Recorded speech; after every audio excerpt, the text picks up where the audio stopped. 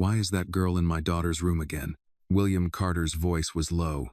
Sophia, his younger sister, stood near the long breakfast table, a cup of coffee cooling slowly in her hands. She didn't look surprised by the question.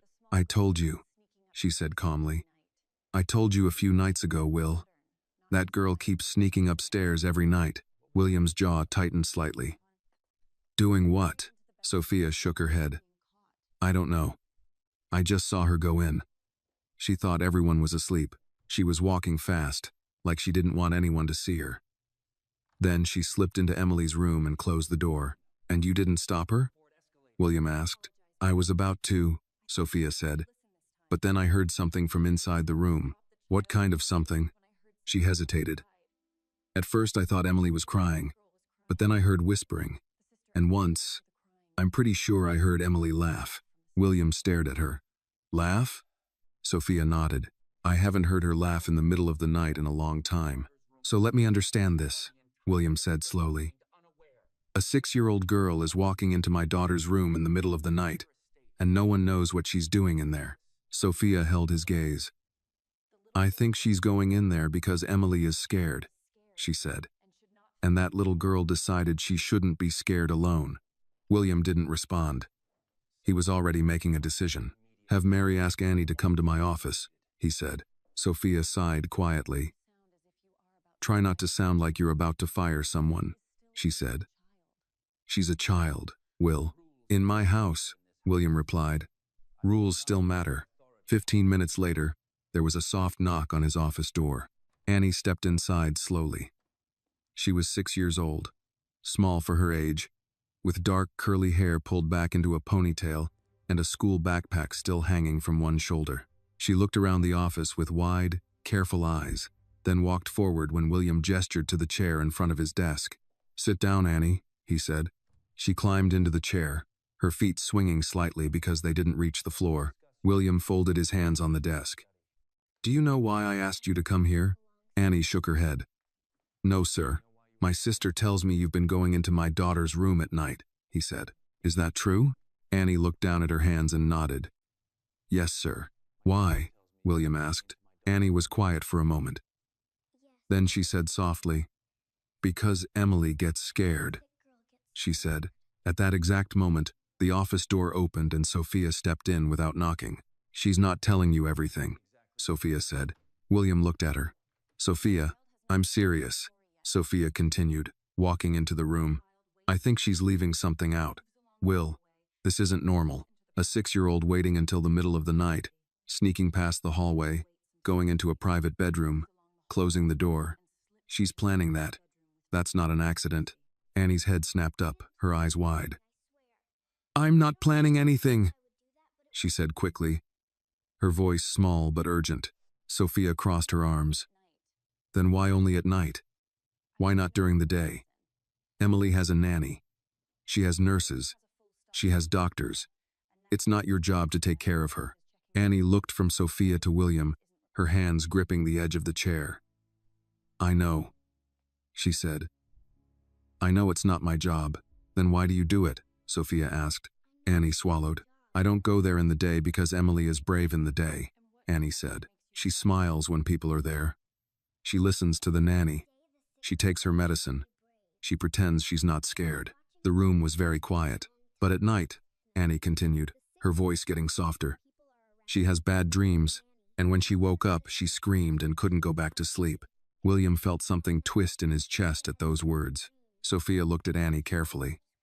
And you know this how? Because I can hear her from our room, Annie said. Our room is down the back hallway. At night, it's very quiet. I can hear. You should tell your mother, Sophia said. I did, Annie replied quickly. Mom said the nurse will take care of it, and the nurse does. But sometimes Emily is already really scared before the nurse comes. So I go first. You go first, Sophia repeated. Annie nodded. I don't turn on the lights. I don't wake anyone up. I just go sit on the bed and hold her hand. And I tell her to breathe slow. And sometimes I tell her a story, and then she sleeps again. And then I go back to my room. William was staring at her now. Not like a man questioning a child, but like a man trying to understand something he had missed in his own house. "You understand you're not supposed to be upstairs at night?" he said quietly. "Yes, sir," Annie said. "And you understand your mother could lose her job because of this." "Please don't fire my mom," she said quickly. "She didn't do anything wrong. She told me not to go upstairs. I just go after she falls asleep." "Why?" William asked again, but this time his voice was different. Annie looked at him. "Because when you're scared at night," Annie said softly, "it feels like the whole world is empty. And I don't want her to feel like that." No one spoke after that. Finally, William spoke. "Annie," he said, "go to school now." Annie nodded slowly and slid off the chair. She walked to the door, then stopped and turned back. "I'm not trying to do something bad," she said quietly. "I just don't want Emily to be scared." William didn't trust his voice enough to answer right away, so he just nodded once. Annie left the room. Sophia watched the closed door for a moment, then looked at her brother. "I told you," she said softly. "She keeps going back for a reason." William didn't answer. He walked to the window and looked out over the long driveway, the iron gates, the security cameras, the perfectly controlled world he had built. That afternoon, he called a security company and told them to install a small camera in the corner of his daughter's bedroom. If Annie was going into that room every night, he wanted to see everything with his own eyes. Because William Carter believed in evidence, in truth, in seeing things for himself. He just didn't know yet that the camera he installed to protect his daughter was going to show him something he had not given to his child in a very long time. William Carter chose the camera himself. He did not leave it to the security company to decide the angle, the height, or the placement. He stood in Emily's room that afternoon with the technician and pointed to the upper corner near the air vent. "There," he said. "Small. Out of sight. I don't want it obvious." The technician nodded. "It's motion activated and records continuously to a secure server. You'll be able to view it live from your phone or your office monitor." "I'll watch it from my office," William said. He didn't explain why. He wasn't sure he could explain it. Part of him told himself this was about security, about responsibility, about making sure no one entered his daughter's room without permission again. But another part of him, the part that had listened to Annie in his office that morning, wanted to know if what she said was true. That night, William did something he had not done in a long time. He did not go out. He did not take any late calls. He did not open his laptop to review Asian market reports. Instead, a little before midnight, he went into his study, closed the door, and turned on the monitor connected to the new camera. Emily's room appeared on the screen in soft black and white. The bed, the small table, the heart monitor, the stuffed rabbit under her arm, the moon-shaped nightlight glowing gently beside the wall. William sat down slowly and waited. At 12:38 a.m., the bedroom door opened very slowly. Annie slipped inside, just as Sophia had described. Barefoot, moving quickly but carefully, like someone who had practiced not making noise. She closed the door behind her and stood still for a moment, listening. William leaned forward slightly in his chair. Annie walked to the bed and climbed up without waking Emily. She didn't turn on the lamp. She didn't call the nurse. She just sat near the pillow and looked at Emily for a moment, as if she was checking something only she could see. Then Emily moved in her sleep, her face tightening slightly, her hands curling into the blanket. Annie immediately reached out and placed her hand gently over Emily's hand. Emily's eyes opened slowly.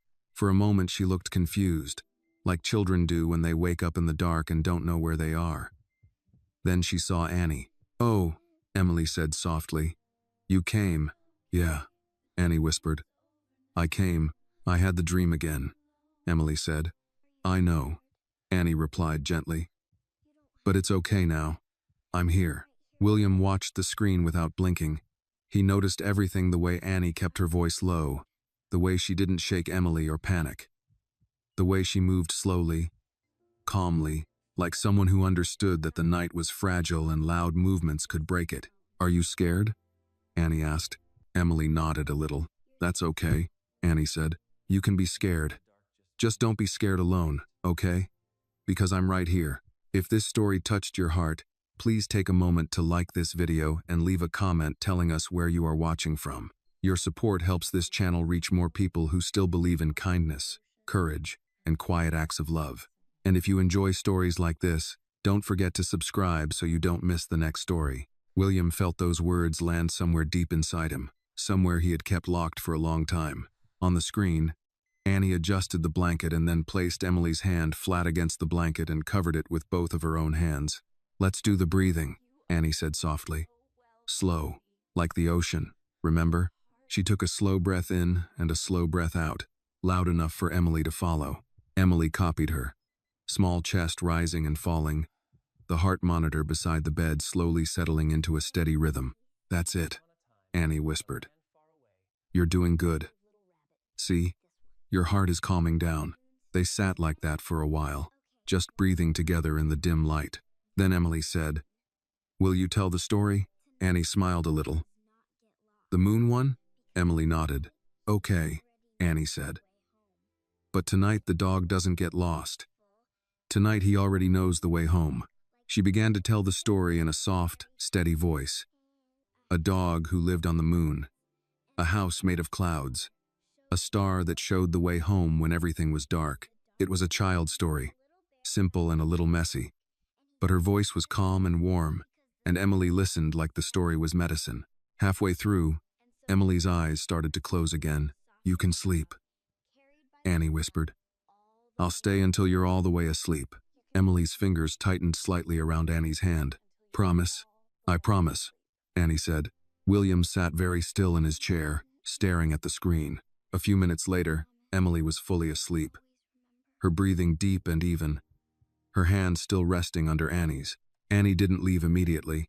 She stayed there, sitting quietly, watching Emily like a guard watching over something important. After a while, she gently slid her hand away, tucked the blanket around Emily's shoulder, and carefully climbed off the bed. Before she left, she reached over and picked up the stuffed rabbit that had fallen slightly to the side and placed it back into Emily's arms. Then she walked to the door, opened it slowly, and slipped out into the dark hallway. The room on the screen became still again, just a sleeping child, a nightlight, and the soft blinking of a heart monitor. William leaned back in his chair slowly. He had installed the camera to find out why a 6-year-old girl was entering his daughter's room every night. Now he knew. William looked at the screen for a long time. He had spent the last year trying to protect his daughter with money, doctors, machines, and rules. And a 6-year-old girl with bare feet and a brave little heart had been protecting her with nothing but time, patience, and a promise she made in the dark. The next morning, William Carter woke up earlier than usual, though he would not have been able to say exactly why. For a long time, his days had followed a strict rhythm. Calls, meetings, reports, decisions, dinners that were more business than food, and late nights in his study while the rest of the house slept. He had built his life on structure because structure was the only thing that had kept him standing after his wife died. But that morning, instead of going straight to his office, he found himself walking toward the kitchen. The kitchen in the Carter estate was large, bright, and surprisingly warm compared to the rest of the house. It was the only place where people talked a little louder, where coffee was poured without ceremony, where the staff sometimes laughed when they thought no one important was listening. Mr. Bennett stood near the counter reading the morning paper, his glasses low on his nose. He looked up when William walked in, and though his expression remained respectful as always, there was a flicker of something like quiet understanding in his eyes. "Good morning, sir," Mr. Bennett said. "Good morning," William replied. Mrs. Turner, the cook, nearly dropped a plate when she saw him. "Mr. Carter, I didn't know you'd be down this early. Would you like breakfast in the dining room?" William shook his head slightly. "Coffee is fine." He sat at the long kitchen island instead of the formal dining room table that could seat 12 people but was usually occupied by only one man and a silence too large to fill. A few minutes later, he heard small footsteps coming from the back hallway. Quick steps, then slower steps, like someone remembered they were supposed to walk, not run, in this house. Annie appeared in the doorway with her backpack on, her hair still slightly messy in the way children's hair always is in the morning no matter how hard their mothers try. She stopped when she saw William sitting there, like she had walked into the wrong room by mistake. For a moment, they just looked at each other. William Carter had faced investors who wanted to dismantle his company and competitors who wanted to destroy him. None of those situations had ever made him feel as strangely uncertain as sitting at his own kitchen counter looking at a 6-year-old girl who had been secretly taking care of his daughter. "Good morning, Annie," Mr. Bennett said gently, breaking the silence. "Good morning, Mr. Bennett," Annie replied politely, still looking at William like she wasn't sure what she was supposed to do next. William realized he was staring and cleared his throat slightly. "Good morning, Annie," he said. "Good morning, sir," she said. She walked carefully to the other side of the kitchen island and set her backpack down on the floor, then climbed onto one of the tall stools. Mrs. Turner automatically placed a glass of milk and a piece of toast in front of her. Like this was a routine that happened every day. Annie picked up the toast but didn't eat it right away. She looked at William again, then looked down at her hands. "Emily slept good last night," Annie said quietly, like she was giving a report. William felt something in his chest tighten again at the simple sentence. She said it like it mattered to her whether his daughter slept well. "I know," William said before he could stop himself. Annie looked up quickly. "You know?" William paused for half a second, then said, "The nurse told me." Annie seemed to accept that, and nodded once. "She only woke up one time," Annie said. "That's better than before." William wrapped his hand around his coffee cup. "Annie," he said after a moment, "when Emily wakes up at night, how do you know what to do?" Annie thought about that question very seriously, like it was a test at school. "I don't know," she said finally. "I just do what I would want someone to do if I was scared." William didn't know what to say to that. Annie took a small bite of toast, then added, "You have to talk quiet, and you can't turn on the big light because then it feels like something is wrong. And you have to hold her hand, but not too tight, because then it feels like she's in trouble. And you have to tell a story, but not a scary story, just a normal story where everything turns out okay." She said all of this very matter-of-factly, like she was explaining the rules of a game everyone should already know. Mr. Bennett folded his newspaper slowly, listening without looking like he was listening. "And the breathing," Annie continued. "The breathing is important because of her heart. The doctor told her to breathe slow when her heart goes fast. So we do it together so she doesn't forget." William looked at her sharply. "You heard the doctor say that?" Annie nodded. "One time, when Mom was cleaning and I was waiting in the hallway, the doctor said when she gets scared, her heart goes too fast. So, you have to make it slow again." William looked down at his coffee for a long moment. This 6-year-old girl had been listening, remembering, and doing exactly what the doctors had told the adults to do. "Annie," he said slowly, "why didn't you ever tell me you were going into her room at night?" Annie looked surprised by the question. "Because you would say no," she said simply. The honesty of it almost made Mr. Bennett smile behind his newspaper. William nodded once. "You're probably right," he said. Annie looked down again, then said quietly, "Are you still going to make me stop?" That question stayed in the air between them. William thought about the camera footage. The small hand holding Emily's hand. The slow breathing. The story about the dog on the moon. The way Emily had said, "You came." He thought about the last year, about hospital rooms, about machines, about signing forms with words like risk and procedure and survival rates, about sitting beside his daughter's bed during the day but always finding a reason to leave before night came. Because nights were when she asked questions he did not know how to answer. Finally, William said, "No." Annie looked up quickly, not smiling yet, just making sure she heard correctly. "No, sir? No," William said again. "But from now on, you don't sneak. If Emily needs you at night, you go through the front hallway, where the cameras can see you. So everyone knows you're supposed to be there." Annie's face changed then, not into a big smile, but into something quieter and more serious. Relief. "Yes, sir," she said. "Thank you, sir." William nodded once and stood up, straightening his jacket slightly out of habit even though he was still in his own kitchen. As he walked toward the door, Annie said softly behind him, "She likes when you read the Bear book." William stopped and turned back. "The Bear book?" Annie nodded. "The one about the bear who loses the button. The nurse reads it too fast. You read it slow. She likes that." William stared at her for a moment. "How do you know I read to her?" Annie shrugged a little. "I was in the hallway one night," she said. "You were reading. She was holding your finger. William felt something catch in his throat unexpectedly. He had thought those moments were private, too small for anyone to notice, too personal to matter to anyone else. But Annie had noticed. Annie noticed everything. "Go to school," William said quietly. "Yes, sir," Annie replied. She grabbed her backpack and slid off the stool, then waved politely to Mr. Bennett and Mrs. Turner before heading toward the back hallway where her mother was waiting to walk her to the bus stop. William stood in the kitchen for a long moment after she left. Mr. Bennett walked over and picked up William's empty coffee cup. "Children, sir," the old man said, "often see things adults are too busy to notice."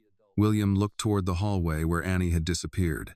For the first time in a very long time, William Carter was beginning to understand that the most important things happening in his house were not written in contracts, not discussed in meetings, and not reported by his security team.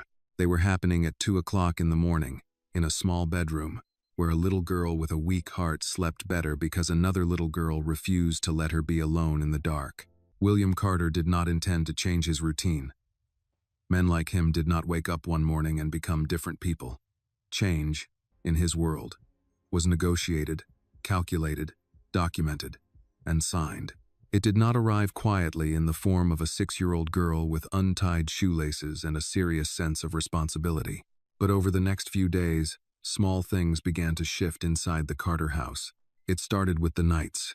William still watched the camera every evening, though he told himself he was only doing it to monitor Emily's condition. Each night, a little after midnight, Annie would appear in the corner of the screen, slipping into the room with the same careful movements, the same quiet purpose.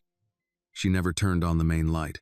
She never made noise. She just went to Emily, sat on the bed, and took her hand like she had done it 100 times before. Sometimes Emily was already awake and would whisper, "You came," and Annie would always answer, "I told you I would." Other nights, Emily slept the whole time, and Annie would just sit there anyway, leaning against the headboard, her small hand resting lightly over Emily's, as if standing guard against bad dreams that might come later. William began to notice patterns. On the nights Annie came, Emily's heart monitor stayed steady. On the nights Annie arrived earlier, Emily slept longer. On the one night Annie came late because her mother had kept her up finishing homework. Emily woke up twice before midnight. He began to understand something that no report had ever explained to him. Emily did not just need medicine. She needed to feel safe. One evening, Dr. Harris came to the house for a scheduled checkup. Emily sat on the couch with her stuffed rabbit while the doctor listened to her heart, asked her questions, and checked the numbers on his tablet. "You're getting stronger," Dr. Harris told her with a warm smile. "Have you been following my instructions? No running marathons when I'm not looking?" Emily smiled a little. "I don't run," she said. "That's probably for the best," the doctor said gently. William stood nearby, listening carefully, the way he listened in meetings where millions of dollars were at stake. After the examination, Dr. Harris walked with William into the study. "Her heart is stable," the doctor said. "More stable than I expected, actually. Her nighttime heart rate has improved." William nodded once. "We adjusted the medication last month." Dr. Harris shook his head slightly. "Medication helps," he said. "But this looks more like reduced nighttime anxiety." William was quiet. "Less fear means less stress on the heart," Dr. Harris continued. "For a child like Emily, emotional calm is not just psychological. It's physical. It can be the difference between a good night and a dangerous one." William thought about the camera footage, about small hands and quiet stories and slow breathing in the dark. "Doctor," William said carefully, "what helps a child feel safe?" Dr. Harris smiled a little. "Consistency," he said. "A calm voice. Familiar presence. Someone they trust sitting with them when they wake up and don't understand the dark yet." William nodded slowly. "I see." That night, William did something different. Instead of watching the camera from his study, he walked upstairs a little before midnight and stood in the dark hallway outside Emily's room. The door was slightly open, and the soft moon-shaped nightlight cast a pale glow across the floor. At 12:41 a.m., Annie appeared at the end of the hallway. She stopped when she saw him standing there. For a moment, she looked like a small animal that had unexpectedly found a tall human blocking the path. "I told you that you don't have to sneak anymore," William said quietly. "I know." Annie said, her voice just above a whisper. I was just walking quiet. William nodded once. She's awake, he said, tilting his head slightly toward the door. Annie slipped past him and into the room. William remained in the hallway, but this time he did not walk away. He stood near the door and listened. Inside the room, he heard Annie's soft voice. Hi, I'm here. Then Emily's small voice, sleepy but calm. I knew you would come. I always come, Annie said. William closed his eyes for a moment when he heard that. After a few minutes, he gently pushed the door open a little more and looked inside. Annie was sitting on the bed, holding Emily's hand, just like on the camera. Emily looked toward the door and saw him. Daddy, she said quietly. William walked into the room slowly, like he was entering a place that required respect. Hi, sweetheart, he said softly. Emily held out her other hand toward him without saying anything. William hesitated only a second before walking over and taking her hand. Now Emily lay between them, holding Annie's hand with one hand and William's with the other, her small fingers wrapped around both of them like she was connecting two sides of a bridge. Annie was telling me about the moon dog, Emily said sleepily. William looked at Annie. The moon dog? He asked. Annie nodded seriously. He lives on the moon, but he keeps getting lost, she said. But every time he gets lost, someone turns on a light so he can find his way back. William sat down slowly in the chair beside the bed, still holding Emily's hand. That's a good story, he said. Emily's eyes were already starting to close again. You can stay, she murmured, not looking at either of them specifically. Both of you can stay. William looked at Annie. Annie looked back at him like she was waiting for permission, even though she was already sitting on the bed. So William Carter, a man who owned buildings, companies, and enough power to change other people's lives with a phone call, sat quietly in a small chair beside a small bed and held his daughter's hand while a 6-year-old girl told a story about a dog on the moon who was never alone because someone always left a light on for him. After a while, Emily fell asleep. Annie carefully loosened her fingers and began to slide off the bed, but William spoke quietly. You can stay until she's fully asleep, he said. Annie nodded and sat back down. William watched his daughter's face in the soft light. Her breathing was calm. Her hand was warm in his. For the first time in many months, sitting in that room did not feel like waiting for something bad to happen.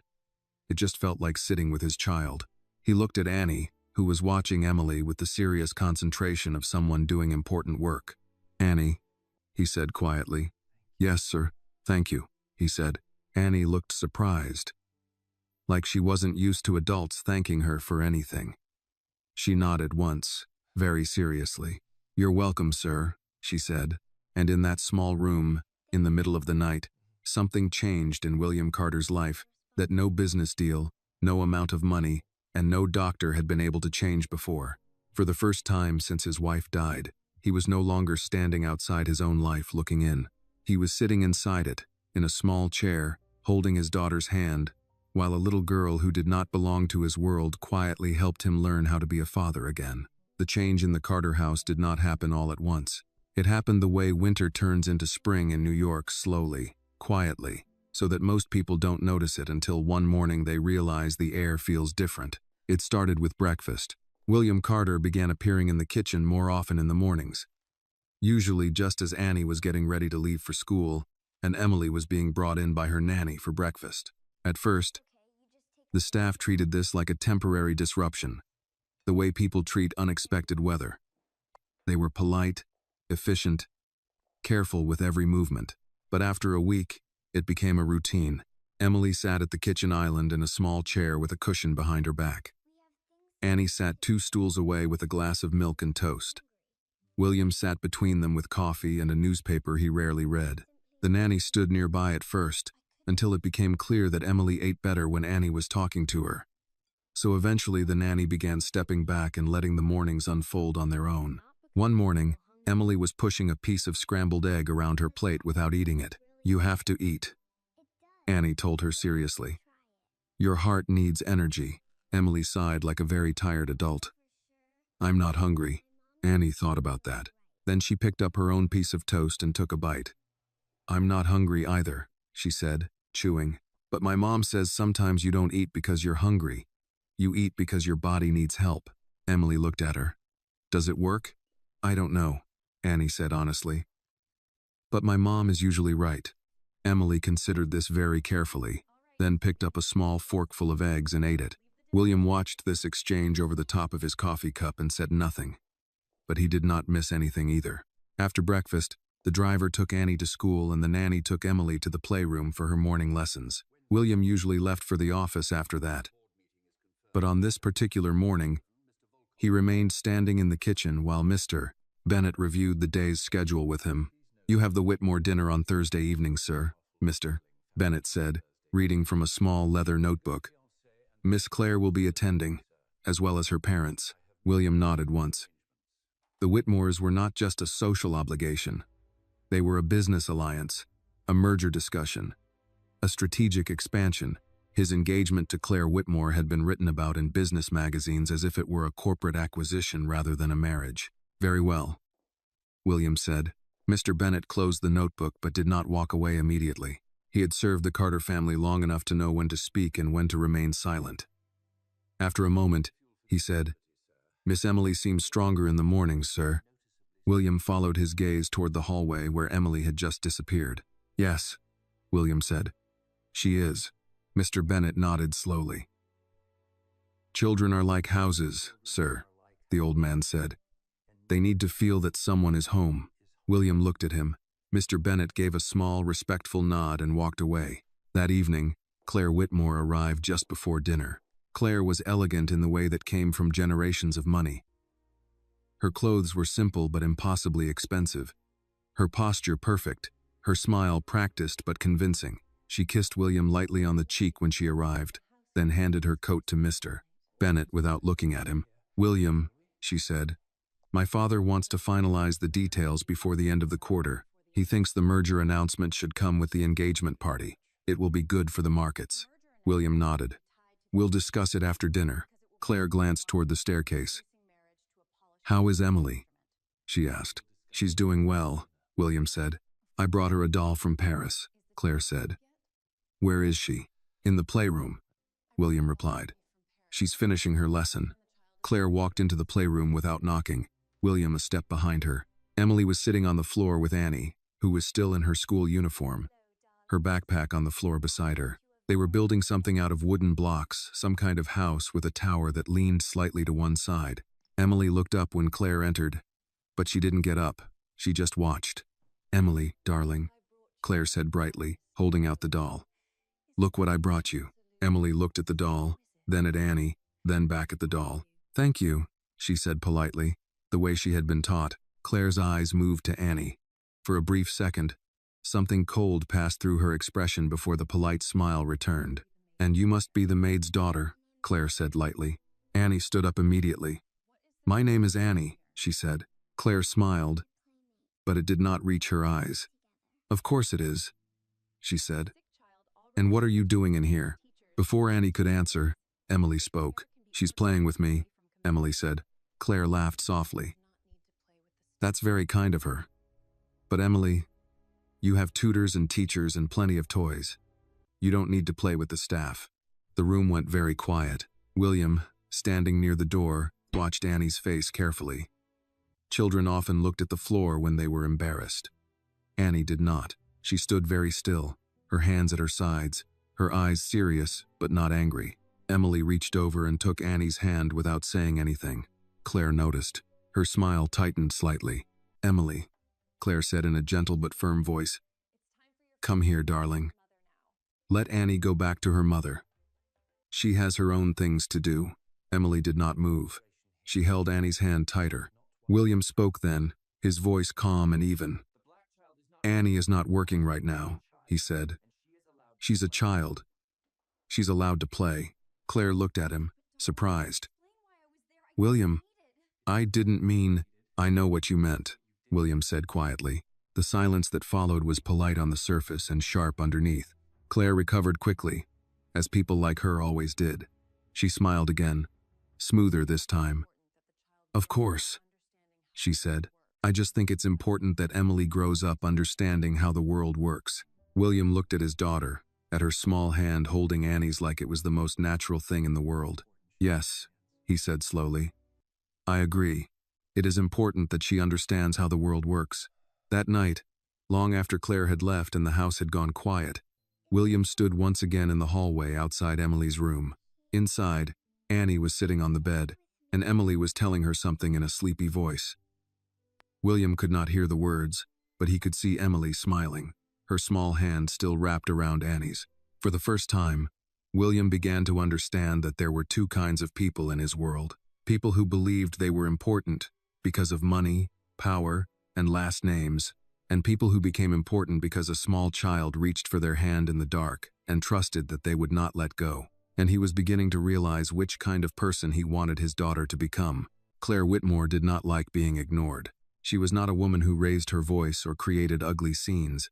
She was far too well trained for that. Claire believed in quiet influence, in polite pressure, in making problems disappear without anyone being able to say exactly when or how it happened. She believed in order, in hierarchy, in the natural structure of the world as she understood it.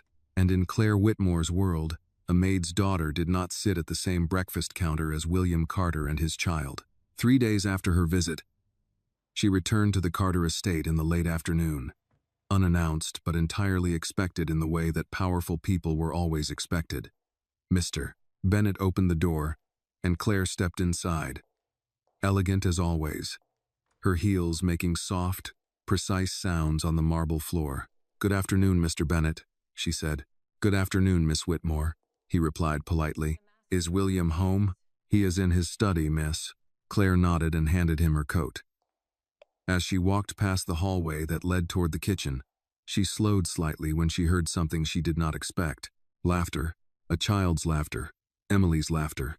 Claire turned her head and looked down the hallway. In the kitchen, Emily sat on one of the tall stools, and Annie stood beside her, showing her how to stack slices of apple and peanut butter into what appeared to be a very unstable tower. Mrs. Turner stood nearby, pretending not to watch, and Mr. Bennett stood at the counter polishing silver that was already polished. "If it falls, we just build it again," Annie was saying. Emily giggled. "It's going to fall. Everything falls," Annie said wisely.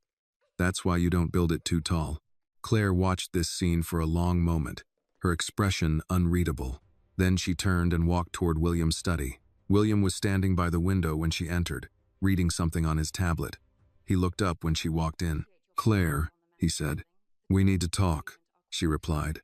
He set the tablet down. "All right." Claire did not sit. She walked slowly around the room, looking at the bookshelves, the desk, the city skyline beyond the glass, as if she were inspecting a property she was considering purchasing. "I stopped by the kitchen," she said. "I saw Emily and the little girl." William did not say anything. Claire turned to look at him.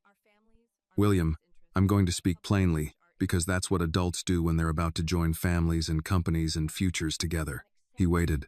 "That child is in the main part of the house constantly now," Claire said. "She eats there. She plays there. She sits with Emily, as if she belongs there. She's Emily's friend," William said calmly. Claire smiled slightly. "She is the housekeeper's daughter." William's expression did not change. "Her name is Annie. That's not the point," Claire said, her voice still perfectly controlled. "The point is boundaries, structure, order.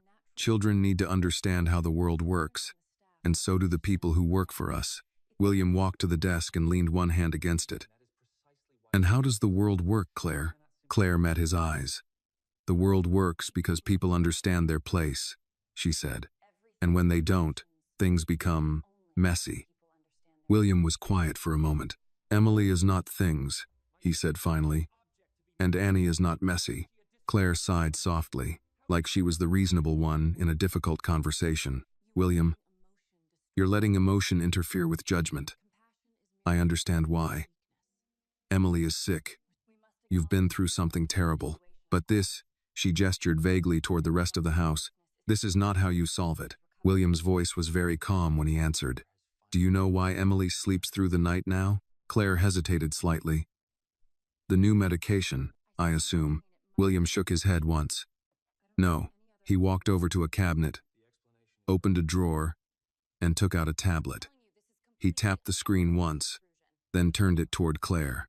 On the screen was the black and white video from the hidden camera in Emily's room. Claire frowned slightly. "You put a camera in her room?" "Yes," William said. "I wanted to know why Annie kept going in there." He pressed play. The video showed Annie slipping into the room in the middle of the night, walking to the bed, taking Emily's hand, speaking softly, guiding her breathing, telling her a story, staying until she fell asleep. Claire watched in silence, her face slowly losing some of its composure. William did not look at the screen. He looked at Claire. "She does this every night," he said. "Every single night. While I was in this room working, while the nurse was down the hall, while everyone assumed someone else was taking care of it."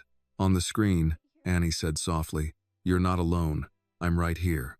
William paused the video. "The doctor says Emily's heart is more stable because she's less afraid at night," William said. "She's less afraid because that little girl walks down a dark hallway every night and sits with her until she falls asleep again." Claire said nothing for a long moment. Finally, she said, "You're becoming attached." William almost smiled, but there was no humor in it. "My daughter is attached," he said. "I'm just catching up." Claire crossed her arms. "And what happens when the girl's mother quits, or gets married, or moves away?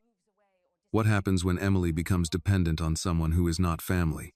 William looked at the frozen image on the screen, Annie sitting on the bed, holding Emily's hand. Then he looked back at Claire. "Then I will deal with that when it happens," he said. "But right now, this is what my daughter needs." Claire's expression hardened slightly for the first time. "William, you are thinking like a father," she said. "But you also have to think like a man who runs a corporation and is about to merge with another powerful family. Appearances matter." William's voice became very quiet. "My daughter's heart matters more," he said. The room fell silent. Claire studied him for a long moment, as if she were looking at a man she thought she knew and realizing he was not as predictable as she had believed. Finally, she said, "You're going to have to choose carefully what kind of life you want, William." William nodded slowly. "I already am," he said. Claire picked up her bag. "We'll talk again at dinner on Thursday," she said. "With my parents." She walked to the door, then paused and looked back at him. "Just remember," she said, "the world is not changed by little girls who tell bedtime stories." William looked at the paused image on the tablet again. "No," he said quietly. "But sometimes a single little girl can change an entire house." Claire left without another word. That night, William stood once again in the hallway outside Emily's room. Inside, Annie was telling a story. Emily was listening, and the soft light from the moon lamp filled the room with a quiet kind of peace. William leaned lightly against the wall and listened to the sound of his daughter's small voice and Annie's steady one. For the first time, he began to understand that this was no longer just about a child sneaking into a room at night. This was about loyalty, about kindness, about the kind of quiet courage that does not announce itself and does not ask for permission. And deep down, William Carter knew something else too. A storm was coming, and when it arrived, he was going to have to decide who truly belonged in his house. On Thursday evening, the Carter house looked the way it always did when important people were coming. Quiet, perfect, and slightly colder than usual. The long dining table was set with white plates, crystal glasses, and silver that reflected the chandelier light in sharp, clean lines. Mrs. Turner and the kitchen staff moved like a small, silent army, placing dishes with careful precision. Mr. Bennett supervised everything with the calm authority of a man who had run formal dinners in this house for longer than most of the guests had known William Carter existed. Upstairs, Emily sat on her bed in her pajamas, her stuffed rabbit tucked under her arm. Annie sat beside her, brushing the rabbit's fur gently with a small plastic brush, like it was a very important patient. "You have to be gentle," Annie said. "If you brush too hard, he'll lose more fur and then he'll be cold." Emily nodded very seriously. "We don't want him to be cold." There was a soft knock on the door, and Sophia stepped in. "Hey, you two," she said with a warm smile. "Emily, your dad has guests tonight, so you have to sleep a little earlier, okay?" Emily made a small face. "I don't like when there are too many people." "I know," Sophia said, sitting on the edge of the bed. But they'll be downstairs, and you'll be up here, and Annie will be right here, right? Annie nodded immediately. I'm here. Emily seemed satisfied with that and lay down, pulling the blanket up to her chin. Annie reached over and took her hand automatically, like it was part of the bedtime routine now. Sophia watched them for a moment, her expression soft but thoughtful. You know, she said quietly to Annie. You're very important to her. Annie looked a little confused. I'm just her friend, she said. Sophia smiled slightly. Sometimes that's the most important thing you can be. Downstairs, the Whitmores arrived exactly on time. Claire entered first, elegant and calm, followed by her father, Richard Whitmore, and her mother, Eleanor Whitmore. They were the kind of people who carried their wealth like an invisible coat, always present, always noticeable, even when they were being perfectly polite. William, Richard Whitmore said, shaking his hand firmly. Good to see you. Richard. Eleanor. William replied. They moved into the sitting room for drinks before dinner. Conversation was smooth, controlled, and full of numbers hidden inside polite sentences. The European expansion will be easier after the merger, Richard said. Your infrastructure, our political connections. It's a strong combination. That's the idea, William replied. Eleanor Whitmore sipped her wine and glanced around the room. And how is your daughter, William? Claire tells us she's been unwell. She has a heart condition, William said calmly. But she's doing better. That's good to hear, Eleanor said politely. Children need stability. Claire set her glass down. Emily has become very attached to a certain situation in the house, she said carefully. William did not look at her. If you're referring to Annie, you can say her name. Richard Whitmore looked mildly confused. Annie, the housekeeper's daughter, Claire said. She's been spending a great deal of time with Emily. Eleanor Whitmore's eyebrows lifted slightly, but she said nothing. Richard looked at William. Is that wise? He asked in a neutral business tone, as if they were discussing a junior employee. William answered just as calmly. It's helpful. Claire gave a small, controlled smile. Emily has nurses, tutors, and doctors, she said. But she seems to prefer the company of a 6-year-old. Emily prefers people who make her feel safe, William said. There was a brief silence at that. Richard cleared his throat slightly. Of course, he said. But you must be careful, William. Children become attached easily, and attachments can become complicated. William looked at him. She's a child, Richard. Not a business liability. Dinner was announced before the conversation could go further, but the tension did not disappear. It simply followed them to the table and sat down with them like an uninvited guest. Upstairs, Emily was still awake, talking softly to Annie. Do you think my daddy likes Claire? Emily asked sleepily. Annie thought about that. I don't know, she said honestly. Grown-ups are hard to understand. Emily nodded like this confirmed something she already suspected. I think he's different when she's here, Emily said. Different how? Annie asked. He talks like he's in a meeting, Emily said. Not like when he reads the Bear Book. Annie considered this very seriously. Maybe he forgets, she said. Forgets what? How to be at home, Annie said. Emily seemed to think that made sense. After a moment, she yawned and squeezed Annie's hand. Don't go, she murmured. I won't, Annie said. Downstairs, dinner was almost over when Claire finally said what she had clearly been planning to say all evening. William, she said, setting her napkin down. We need to talk about the household structure before the engagement party. William looked at her. What about it? Claire folded her hands neatly on the table. If we're going to build a life together, there need to be clear boundaries. For Emily, for the staff, for everyone. Richard and Eleanor Whitmore said nothing, but they were listening very carefully now. Claire continued, her voice calm and reasonable. The staff quarters exist for a reason. The main house exists for a reason. Children need to understand the difference. William's voice was very calm when he answered. Emily understands the difference between people who care about her and people who don't. Claire's expression did not change, but something in her eyes hardened slightly. That's not what I mean. I know exactly what you mean, William said. The room went very quiet. Claire leaned slightly toward him. "You cannot build a future with me while turning your house into something without structure," she said quietly. "I won't live in a house where the help's child wanders wherever she wants and sits at the family table like she belongs there." William looked at her for a long moment. Then he said, very quietly, "She does belong at the table." Claire stared at him.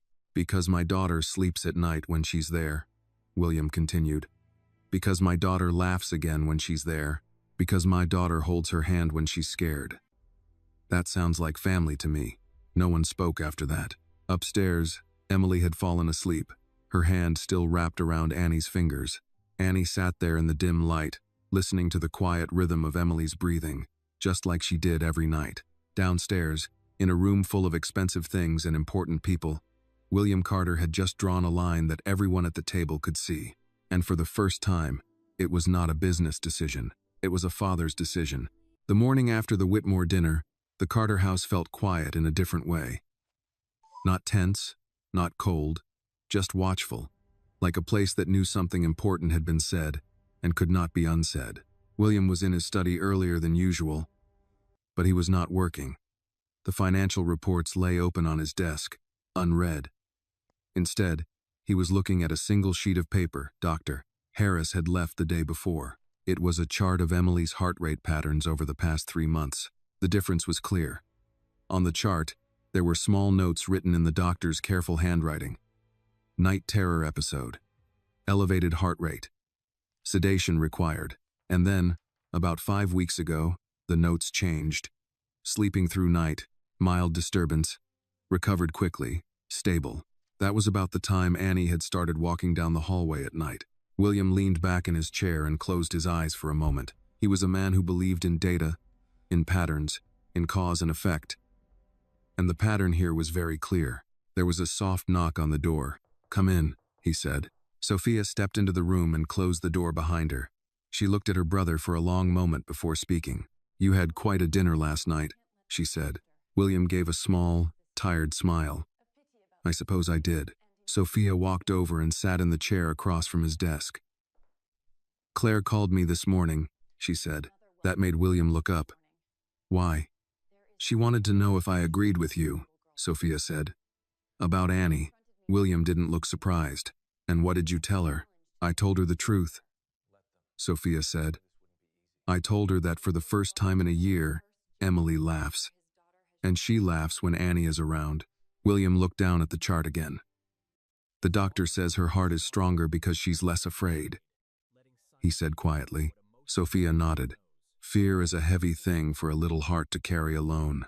They sat in silence for a moment.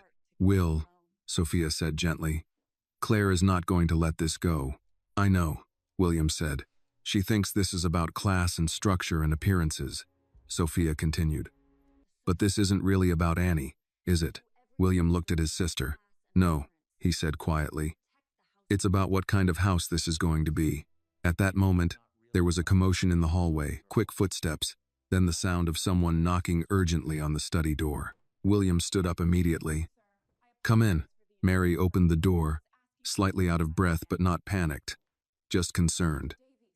"I'm sorry, sir," she said. "Emily is asking for Annie. The nurse is with her, but she keeps asking for Annie." William was already moving toward the door. "Is she all right?" "Yes, sir," Mary said quickly. "She just woke up from a bad dream, but she's calm. She just keeps asking for Annie." William nodded once.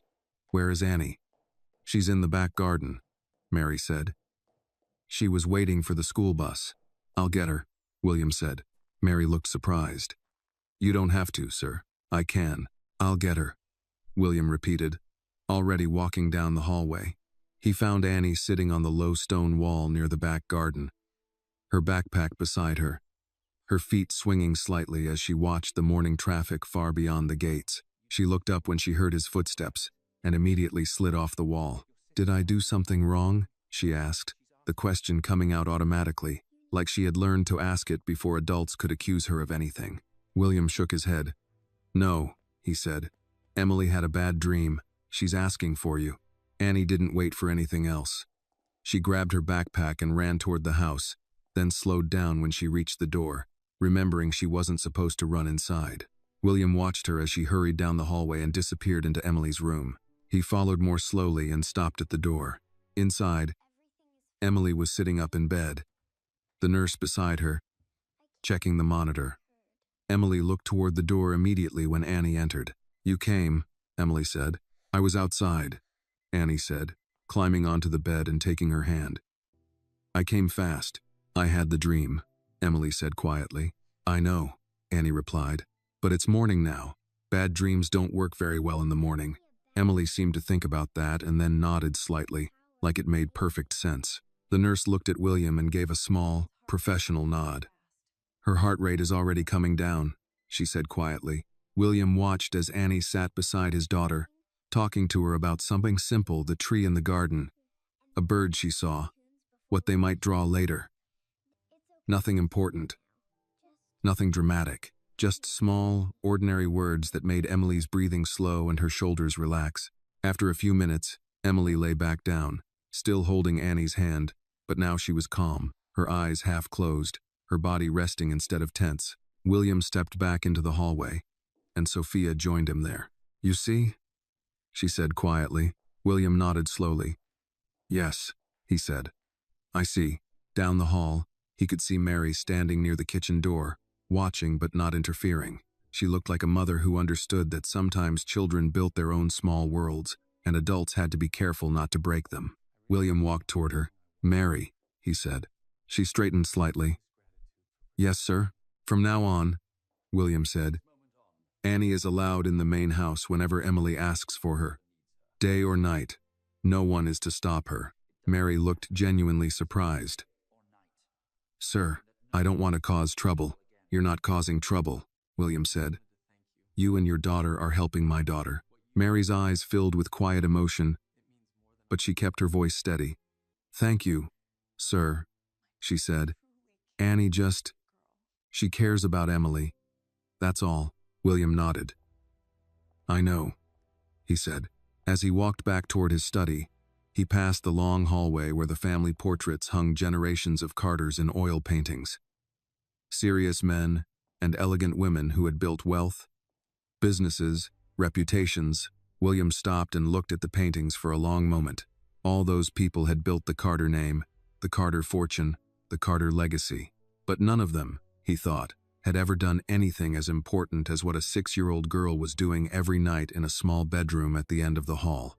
And for the first time, William Carter began to understand that legacy was not just about what you built. It was about who you protected, and he was starting to realize exactly who needed his protection now. The following week, the Carter house settled into a new rhythm, one that no one had officially announced but everyone quietly adjusted to.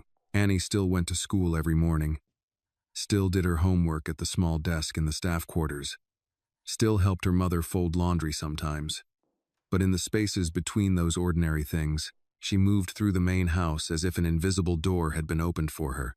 Not as staff, not as a guest. As someone expected, Emily's health continued to improve in small, measurable ways. She ate a little more, she slept longer, she smiled faster. Dr. Harris noticed it. The nurse noticed it. Even Mr. Bennett noticed it, and Mr. Bennett noticed everything. One afternoon, William came home earlier than usual and found the playroom unusually quiet. The nanny was organizing books on the shelf, but Emily and Annie were not there. "Where are the girls?" William asked. "In the sunroom, sir," the nanny replied. "They said they were building something important." William walked down the hall toward the sunroom and stopped at the doorway without announcing himself. Inside, Emily and Annie were on the floor, surrounded by pillows, blankets, and an impressive number of stuffed animals. They had built what looked like a small, uneven tent out of chairs and blankets. "It's a hospital," Emily was explaining. "For stuffed animals?" Annie asked. "No," Emily said seriously. "For hearts." Annie nodded like this made perfect sense. "Okay, then we need rules." "What kind of rules?" Emily asked. Annie held up her fingers and began counting. "Rule number 1. Nobody is allowed to be alone." Emily nodded immediately. "That's the most important rule." "Rule number 2, Annie continued. "If someone is scared, you hold their hand." Emily reached over and took Annie's hand to demonstrate. Rule number 3, Annie said. You have to talk nice to people when they're in the hospital, even if you're tired. Emily thought about that. That's a good rule, she said. William stood in the doorway, listening to two children build a world that was kinder and simpler than the one he lived in. Emily looked up and saw him. Daddy, she said. We're making a heart hospital. I can see that, William said, walking into the room. Do you have room for one more patient? Emily smiled. Only if you follow the rules. William nodded solemnly. What are the rules? Annie looked at him very seriously. Rule number 1. Nobody is allowed to be alone, she said. William felt that familiar tightness in his chest again. That sounds like a very important rule, he said. It is, Emily said, because being alone makes everything worse.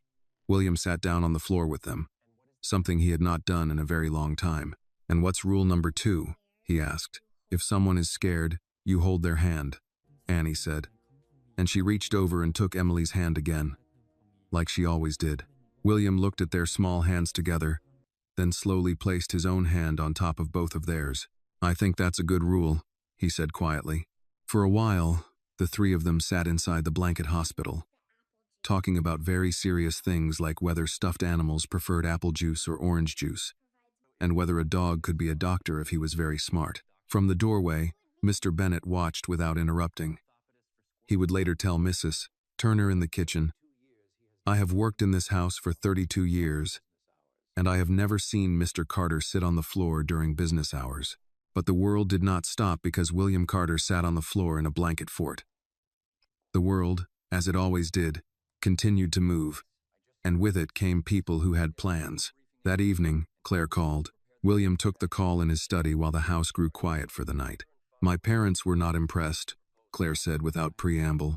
I didn't expect them to be, William replied calmly. You embarrassed me, William, she said. In front of them, in front of people who are about to become your family and business partners. William leaned back in his chair. I told the truth, he said. You told a story about a servant's child like she was some kind of hero, Claire replied sharply. That is not how our world works. William was quiet for a moment before he answered. Maybe that's the problem, he said. Claire exhaled slowly. You're changing, she said. And I don't know if I like what you're changing into. William looked at the photo on his desk, Emily sitting on the grass, Annie beside her, both of them holding the same stuffed rabbit and laughing at something outside the frame. I do, he said quietly. There was a long silence on the phone. Finally, Claire said, My father thinks it would be better if the household were reorganized before the engagement party. Fewer complications, fewer blurred lines. William's voice was very calm. Annie and her mother are not leaving this house, he said. That's not what I said, Claire replied smoothly. But perhaps the girls should spend less time in the main house. It's not appropriate. People will talk. People always talk, William said. That's not new.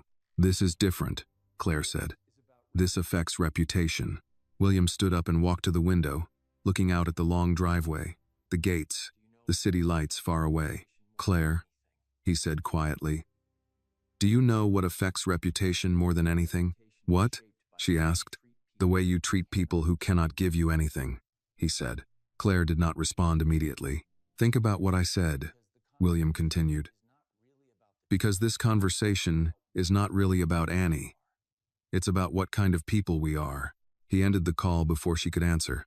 Later that night, William stood once again outside Emily's bedroom door. Inside, Annie was already there, sitting on the bed, and Emily was telling her about the heart hospital they had built. We need more doctors, Emily was saying. I can be a doctor, Annie said. You already are, Emily replied sleepily.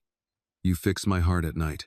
William stood very still in the hallway when he heard that. He did not go inside right away.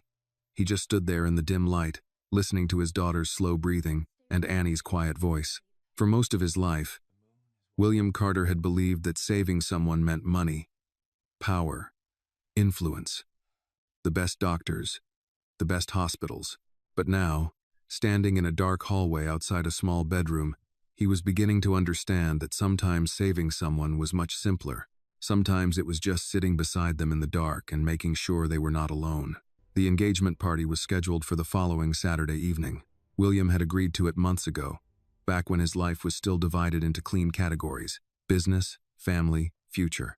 Back when marrying Claire Whitmore had seemed like the logical next step, the kind of decision powerful families made to become even more powerful together. Now, as he stood in his study looking at the formal invitation printed on thick cream paper, the event felt less like a celebration and more like a deadline for a decision he could no longer avoid. There was a soft knock on the door, and Mr. Bennet stepped inside. "Sir, Miss Emily is asking if you can come upstairs," the old man said. William set the invitation down. "Is everything all right?" "Yes, sir," Mr. Bennet said. "She just wanted to show you something she built." William nodded and walked upstairs. Emily's room door was open, and inside, Emily and Annie were sitting on the floor, surrounded by paper, crayons, and what appeared to be a large piece of cardboard that had once been a delivery box. They had drawn windows and doors on it with colored markers. "What is this?" William asked as he stepped inside. "It's a house," Emily said. "A special house," Annie added. William sat down in the chair near the bed. "What kind of special house?" Emily pointed to the drawing. "This is the room where nobody has bad dreams," she said. Then she pointed to another square. "This is the room where people go when they're sad so they don't have to be sad by themselves." Annie pointed to a badly drawn rectangle near the top. "And that's the kitchen," she said. "Because everyone feels better if there's food." William smiled slightly. "That's a very important room." "It is," Annie said seriously. "And this," she pointed to a large area in the middle. "This is the big room where everyone sits together so nobody has to sit alone." Emily looked up at her father. "You can live here," she said. "And Annie and Aunt Sophia and Mr. Bennet and everyone." William looked at the cardboard house covered in crayon lines and uneven shapes. It was not a perfect drawing. The lines were crooked. The windows were too big. The doors were too small, but he understood exactly what it was. It was a house where no one was alone. "Emily," he said gently, "you already live in a very big house." Emily shook her head. "This one is different," she said. "This one is a together house." The words settled somewhere deep inside him. That evening, Claire came again, this time with a folder full of plans for the engagement party guest lists, seating arrangements, press coverage, announcement schedules. She spread everything out on the long dining table like a general planning a campaign. "The Whitmore Foundation Board will attend," she said. "Several senators, 2 major investment groups. We'll need a formal announcement speech from you around 9 o'clock. My father thinks you should mention the merger and the wedding in the same statement." William listened without interrupting. Claire looked up from the papers. "You're very quiet," she said. "I'm thinking," William replied. "About the speech?" she asked. "About everything," he said. Claire studied him carefully. "This is bigger than us, William," she said. "This is about legacy, about building something that lasts." William thought about the cardboard house upstairs with crooked windows and a room where nobody had bad dreams. "I know," he said. Claire closed the folder. "Then we need to make sure everything is appropriate, especially in the house. The engagement party will be here. There will be media, investors, people who pay attention to details." William did not respond. Claire continued, her voice calm but firm. "I don't want confusion, William. I don't want people asking why a staff member's child is sitting in the family areas, eating at the kitchen island, wandering the halls during a formal event. It's not good for anyone." William looked at her. "What are you asking me to do, Claire?" "I'm asking you to restore order," she said. "For one evening, at least. The staff should remain in the staff areas. The child should stay with her mother. Emily will be with the nanny upstairs anyway." William was quiet for a long time. "Just for the party," Claire said more softly. "After that, you can run your house however you like. But for that night, everything needs to look the way it's supposed to look." The way it's supposed to look? William had spent most of his life making things look the way they were supposed to look: successful, controlled, powerful, stable. Appearances had built his career, but appearances had never once held his daughter's hand at 2 in the morning. "I'll think about it," he said finally. Claire nodded, satisfied enough with that answer. Good, she said, because this night is important for our future. Later that night, William walked upstairs and found Annie already in Emily's room, sitting on the bed while Emily showed her the cardboard house again. This is the together room, Emily was saying. You can't be mean in the together room. I won't be mean, Annie said. William leaned against the doorframe, watching them. Daddy, Emily said when she saw him. Annie is going to live in the together house with us. William walked into the room slowly. Is she? He asked. Emily nodded. Because she follows the rules. What rules? William asked. Emily held up her small fingers and began to count. Nobody is allowed to be alone. If someone is scared, you hold their hand. If someone is sad, you sit with them. And nobody is allowed to be mean. William felt his throat tighten slightly. Those are very good rules, he said. Emily looked at him very seriously. You have to follow them too, Daddy. William nodded slowly. I will, he said. Annie looked at him like she was trying to decide if he really meant it. William looked back at the cardboard house, at the crooked lines and the rooms drawn in crayon, and he realized something very clearly. In a few days, his real house would be full of powerful people talking about money, influence, and the future. But the most important decision about his future would not be made in front of those people. It would be made in quiet moments, in small rooms, in the middle of the night, where no one was watching except a hidden camera and a man who was slowly learning what kind of life he actually wanted to build. And he was beginning to understand that the choice in front of him was not just about a party. It was about what kind of house he wanted to live in. A house that looked perfect from the outside, or a house where no one was ever alone in the dark. The engagement party arrived with the kind of quiet precision that defined the Carter world. By late afternoon, the house no longer felt like a home. It felt like a venue. Cars moved in and out of the long driveway. Catering staff in black uniforms carried trays through the service entrance. White flowers were arranged in tall glass vases. Lights were tested. Music was tested. Glasses were polished again even though they were already perfect. William stood in his study, adjusting his cufflinks, listening to the low hum of preparation throughout the house. From his window, he could see the garden where Annie sometimes waited for the school bus, where Emily had once tried to chase a butterfly before the nanny gently reminded her to walk, not run. There was a knock on the door. Come in, he said. Mr. Bennett entered.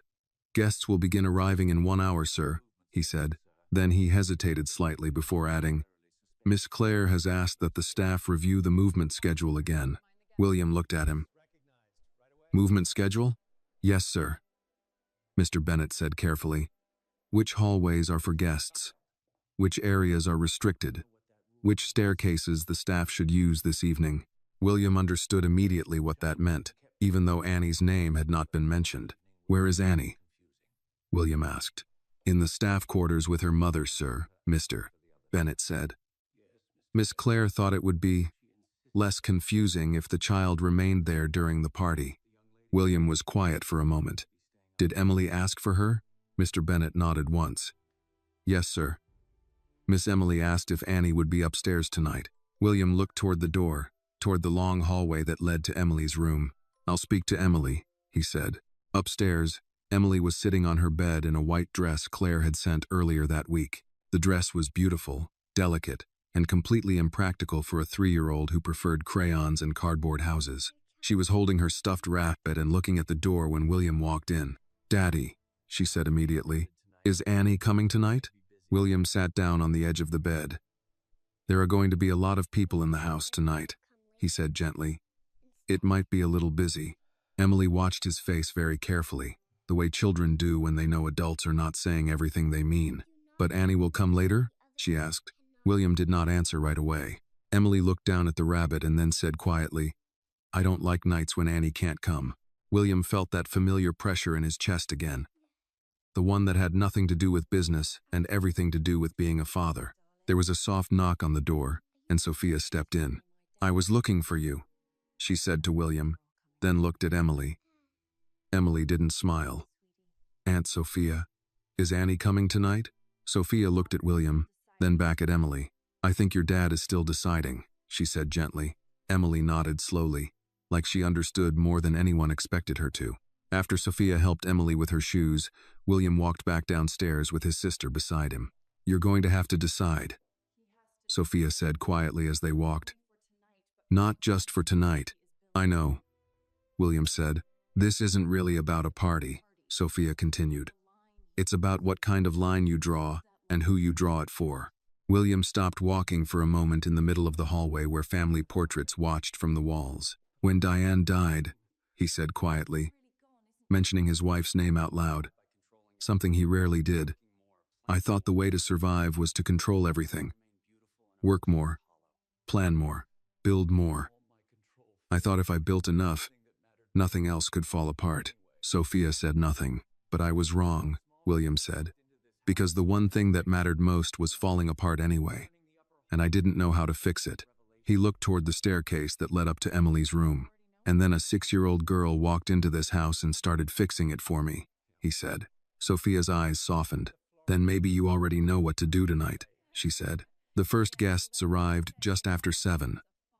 Men in dark suits, women in elegant dresses, laughter that was slightly too loud, conversations about markets, elections, investments, and destinations that required long flights and private drivers. William moved through the rooms, shaking hands, accepting congratulations, listening to people talk about his future like it was a project they were all invested in. At 8:45, Claire joined him near the center of the main room. She looked perfect, composed, confident, like someone who had never doubted the direction of her life. "At 9, she said quietly, "we'll do the announcement." William nodded once. Across the room, he could see Mr. Bennett standing near the wall, watching everything the way he always did. Their eyes met briefly, and the old man gave a small, almost invisible nod, as if to say, "This is the moment." At 8:58, William excused himself and walked to the small side room where the microphone had been set up for the announcement speech. Through the open doors, he could see the guests gathering, glasses in hand, waiting. Claire joined him, standing close enough that her voice did not carry. "Remember," she said softly, "this is about the future." William looked at her for a long moment. Then he walked past the microphone, past the guests, past the entire future everyone had planned for him, and went upstairs. The noise from the party faded with every step he took until the house became quiet again, the way it always was at night. He walked down the hallway and opened the door to the staff quarters. Mary looked up immediately, surprised. Annie was sitting at the small table doing homework, her pencil moving slowly across a page of spelling words. Both of them stood up when they saw him. "Mr. Carter," Mary said, unsure if she was in trouble. William looked at Annie. "Emily is waiting for you," he said. Annie blinked. I thought I wasn't supposed to go upstairs tonight," she said. William shook his head. "You are," he said. "You always are." Annie looked at her mother, and Mary nodded gently. "Go on," she said. "Take your sweater. It's cold upstairs at night." Annie grabbed her sweater and walked toward William. For a moment, she hesitated, then slipped her small hand into his without really thinking about it. William looked down at her hand in his, then walked with her down the hallway and up the stairs, past the music, the voices, the future waiting downstairs, and toward the small room where his daughter was waiting in the quiet. Because in the end, he knew exactly where he was supposed to be, and exactly who he was supposed to stand beside.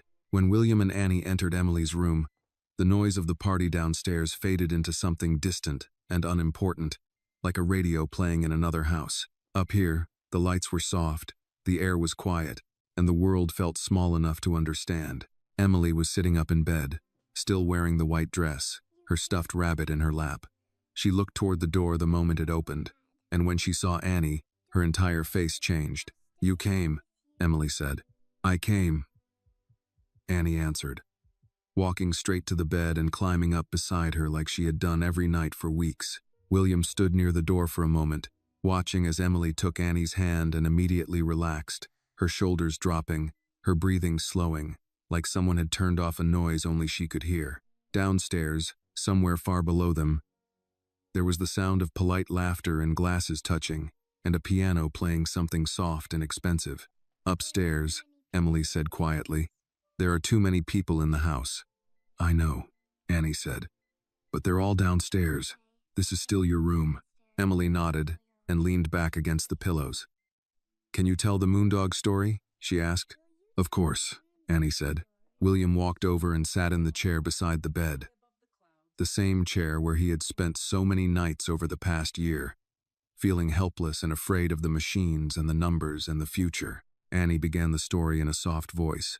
Once there was a dog who lived on the moon, and every night he had to check that all the lights on Earth were still on, because if the lights were on, it meant people were still taking care of each other. Emily's eyes began to close slowly as she listened. Halfway through the story, there was a knock on the door. Not a soft knock, a firm one. William turned. Claire opened the door before he answered. She stood there in her evening dress, perfect and composed. But her eyes were not calm. Everyone is waiting, she said quietly. It's time for the announcement. William looked at her, then at Emily, whose eyes were half closed, still holding Annie's hand. I'm not coming downstairs right now, he said. Claire stared at him. William, this is not optional. My parents are here.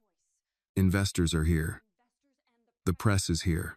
Emily opened her eyes slightly at the sound of Claire's voice, but Annie gently squeezed her hand and continued the story in a soft whisper, like she was building a wall of calm around the bed. Claire noticed that. Her eyes moved to Annie, then back to William. This is exactly what I was talking about, Claire said quietly but sharply. This situation, this confusion, this lack of boundaries. William stood up slowly. Emily is going to sleep, he said. I'll come down later. No, Claire said. You need to come down now. You need to make the announcement.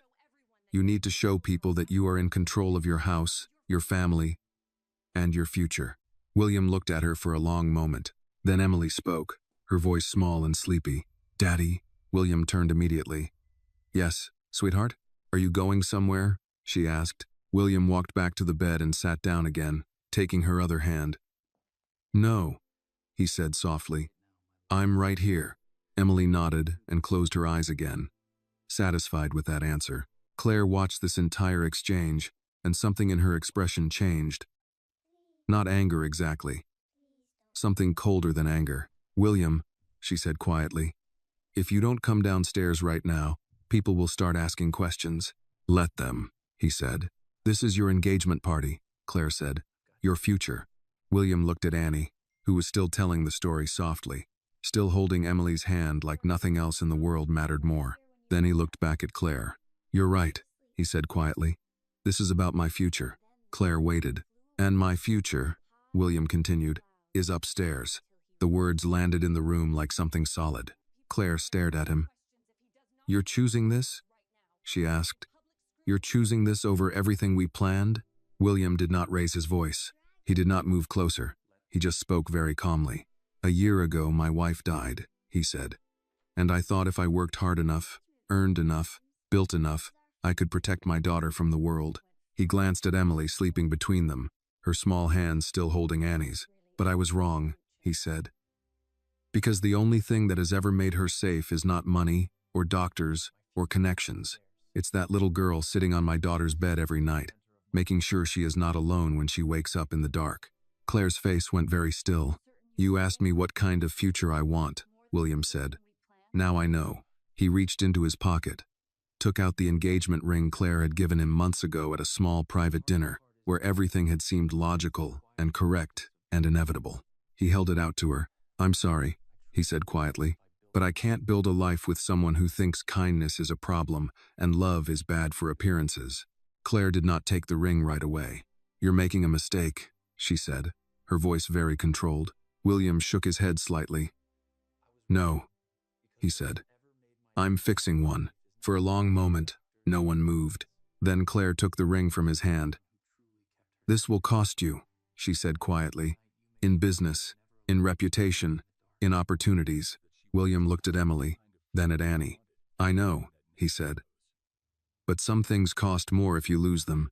Claire turned and walked out of the room without another word, her heels clicking sharply down the hallway. Back toward the lights, the music, the future that no longer included him. The room became quiet again. Annie looked up at William, unsure if she had done something wrong. Did I do something bad? She asked softly. William shook his head immediately. No, Annie, he said. You did something very good. He sat down again and gently adjusted the blanket around Emily's shoulder. Finish the story, he said quietly. Annie nodded and continued in a soft voice. And the moondog looked down at all the houses and saw that in some houses the lights were very bright, and in some houses the lights were very small. But the dog knew that the size of the light didn't matter, because even a small light means someone is waiting for you. William sat there in the soft light, listening to a story about a dog on the moon, holding his daughter's hand while she slept, and he knew that downstairs people were talking, wondering, calculating what this meant. But for the first time in a very long time, William Carter was not thinking about what the world expected from him. He was thinking about what his daughter needed from him, and he knew he had finally chosen the right thing. The house was quiet the morning after the engagement party, but it was not the same quiet as before. This quiet felt like the air after a storm, still, heavy, and honest. The flowers were still in the vases, the glasses still on the trays, but the future everyone had expected had quietly left the house sometime during the night. William did not go to the office that morning. Instead, he sat in the kitchen with a cup of coffee that had gone cold, looking out at the back garden. The early light touched the grass, the stone path, the low wall where Annie sometimes sat waiting for the school bus. Mr. Bennett stood nearby, giving instructions to the staff to return the house to its normal order. Cancel the extra deliveries, Mr. Bennett said calmly. Return the rented glassware. The musicians have already been dismissed. He spoke like a man who had seen many important evenings come and go and knew that in the end, the house always returned to what it truly was. William watched him for a moment. There will be calls today, William said. Yes, sir, Mr. Bennett replied. There already have been. William nodded once. From the Whitmores? Yes, sir. William did not ask what they said. He already knew. A few minutes later, Annie walked into the kitchen with her backpack, her hair slightly messy, her eyes moving carefully until she saw William. She stopped, like she wasn't sure if she was allowed to be there after what had happened the night before. Good morning, Annie, Mr. Bennett said kindly, as if nothing in the world had changed. Good morning, Annie replied quietly. She walked slowly to the kitchen island and climbed onto the stool, but she did not reach for the toast Mrs. Turner placed in front of her. She looked at William instead. Is Emily okay? She asked. William looked at her. Of all the questions she could have asked about the party, about Claire, about whether she was in trouble, this was the one she chose. Yes, he said. She's still asleep. Annie nodded, relieved. Then she looked down at her hands. Did I cause a problem? She asked softly. William stood up and walked to the other side of the kitchen island, so he was standing in front of her, not across the room like a distant employer. No, he said. You helped me fix one. Annie did not fully understand that, but she nodded anyway. Just then, Sophia walked into the kitchen, still in her robe, holding a cup of tea. She looked at William, then at Annie, and she seemed to understand immediately that something important had already been said in this room before she arrived. Well, Sophia said softly, I suppose the newspapers will be very interesting today. William almost smiled. Probably. Sophia looked at Annie and leaned slightly toward her. You know, she said, most people spend their whole lives not realizing when they've done something important. But you did something very important. Annie looked confused. I just sat with Emily, she said. Sophia smiled gently. Exactly, she said. A little later that morning, Emily came into the kitchen, still holding her stuffed rabbit, her hair messy from sleep. When she saw Annie, she walked straight to her and climbed onto the stool beside her like that was where she belonged. I slept all night, Emily announced. I know, Annie said. You didn't even wake up one time. Emily looked at William. Did you go to your party? William walked over and knelt beside her chair so he was at eye level with his daughter. No, he said. Why not? Emily asked. William thought about how to explain something so big to someone so small. Because I wanted to stay where I was needed, he said. Emily considered that very carefully, then nodded like it made perfect sense. That's good, she said. Because we needed you here. She reached out and took his hand, then reached for Annie's hand with her other one, linking the three of them together again like she had done before. Sophia watched from across the kitchen, her eyes bright but quiet. Around noon, William's phone rang. He looked at the screen. "Richard Whitmore," he answered. "William," Richard said, his voice calm but cold. "I assume you understand that after last night, the merger is no longer possible." "Yes," William said. "You have made a very expensive emotional decision," Richard continued. "I hope, for your sake, that it was worth it." William looked across the kitchen at Emily and Annie, who were trying to teach Mr. Bennet's very old golden retriever how to sit in a cardboard box they had turned into a boat. "Yes," William said quietly. "It was." Richard Whitmore was silent for a moment. "You are choosing a very different legacy than the one we discussed," he said. William nodded, even though Richard could not see him. "Yes," he said. "I am." After he ended the call, William walked slowly down the hallway where the family portraits hung. The men in the paintings looked serious and important. Men who had built railroads, banks, companies, fortunes. William stopped in front of the portrait of his father. "You built an empire," William said quietly to the painting. "But I almost lost my daughter inside it." He stood there for a long moment. Then he turned and walked back toward the kitchen, toward the sound of Emily laughing and Annie explaining very seriously that a cardboard boat could not sink if you believed in it enough. William leaned against the doorway and watched them.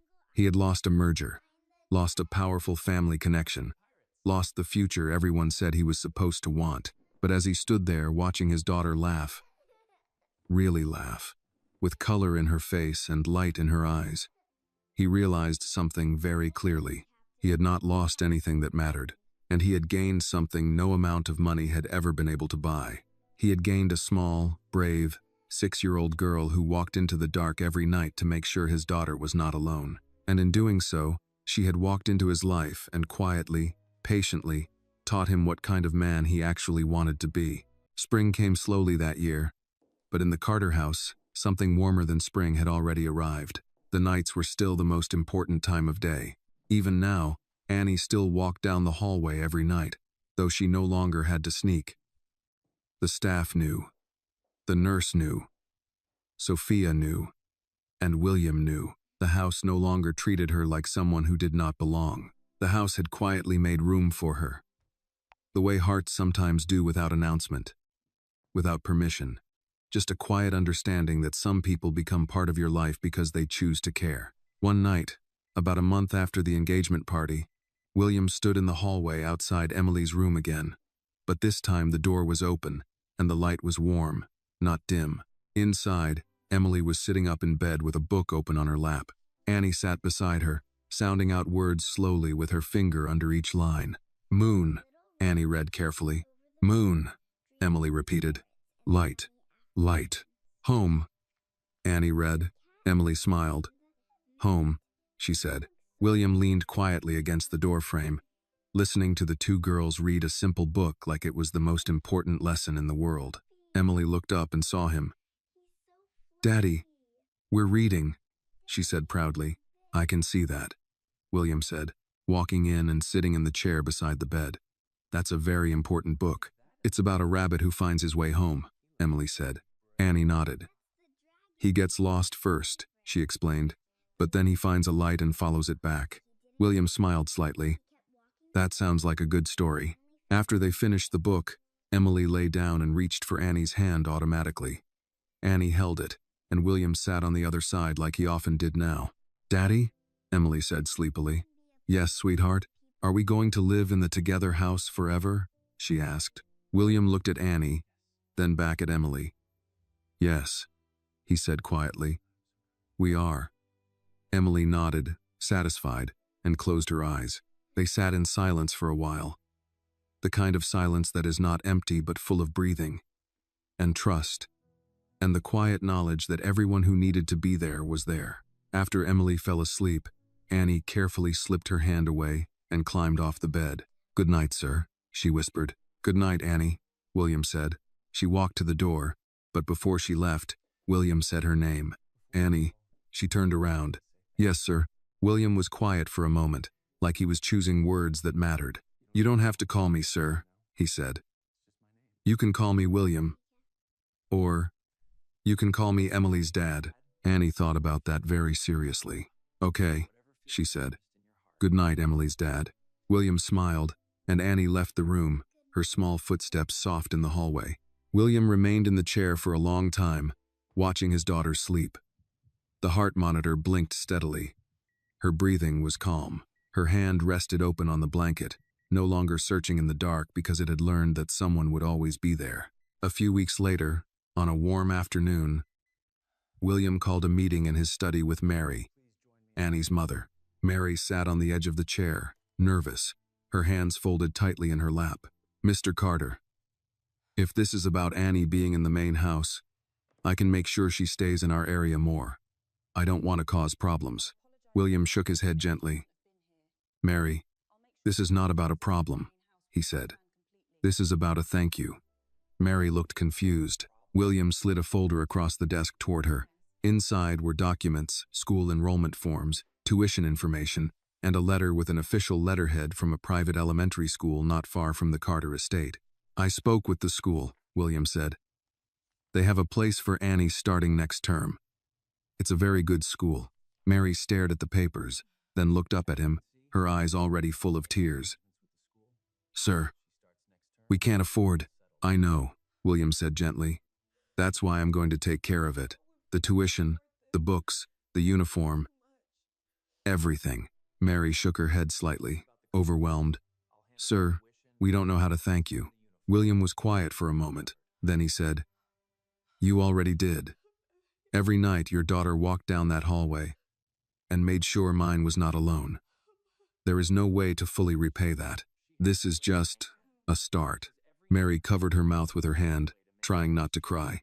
That evening, when Annie came into Emily's room, Emily was very excited. Daddy says you're going to a new school, Emily said. That means you're going to be a very smart doctor for the heart hospital. Annie looked at William, unsure. Is that true? William nodded. If you work hard, he said. Very hard. Annie stood very still for a moment. Then she did something she had never done before. She walked over to William and hugged him quickly, like she wasn't sure if she was allowed but did it anyway. Thank you, she said into his jacket. William placed his hand gently on her back. You're welcome, Annie, he said. That night, after Emily fell asleep, William walked Annie to the hallway. You know, he said, you changed this house. Annie looked up at him. I just held her hand, she said. William nodded. Sometimes, he said. That's how you change everything. Annie thought about that as she walked back toward her room. At the end of the hallway, she turned and waved before disappearing around the corner. William stood there for a long moment, in the quiet house, under the soft lights, listening to the silence that was no longer lonely. In his life, he had built companies, signed deals, made headlines, and earned more money than he could ever spend. But if anyone ever asked him what the most important thing he had ever done was, the answer would not be in an office, or a boardroom, or a contract. It would be this. He opened a door, and a little girl walked through it, carrying nothing but kindness, and she changed everything inside. This story carries a quiet but powerful lesson. Sometimes the people who change our lives are not the ones with power, money, or influence, but the ones with the kindest hearts. The story reminds us that true protection is not always about providing the most expensive doctors, the biggest house, or the most secure future. Sometimes, true protection is simply being there for someone when they are afraid, holding their hand in the dark, and making sure they are not alone. For the audience, especially adults who have spent much of their lives working, building, and chasing success, the story asks an important question. What really matters in the end? Is it reputation, status, and business deals? Or is it the people who sit beside us when life becomes difficult? The little girl in the story had no money and no power, but she had compassion, courage, and loyalty. And in the end, those were the things that saved not only a sick child, but also a father who had forgotten that love, not success, is what makes a house a home. The lesson is simple, but very deep. Kindness is never small. A small act, done with love, can change a person, a family, and sometimes an entire life.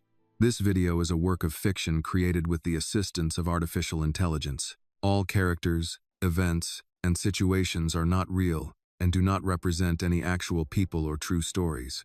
The content is intended for storytelling and emotional illustration only.